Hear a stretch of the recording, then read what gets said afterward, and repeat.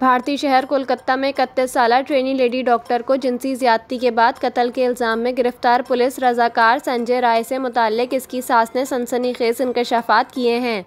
भारतीय मीडिया को दिए गए इंटरव्यू में संजय की सास ने बताया कि मेरे इससे ताल्लुकात कुछ अच्छे नहीं थे। इसकी मेरी बेटी के साथ 2 साल कबल शादी हुई थी, जो कि संजय की दूसरी शादी थी।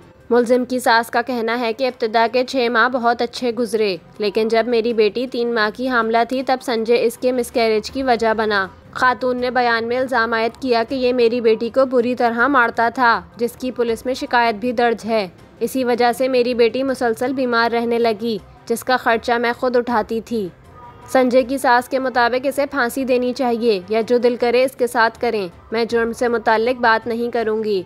ये इस लड़की के साथ ज्यादती और इसका कत्ल अकेले नहीं कर सकता।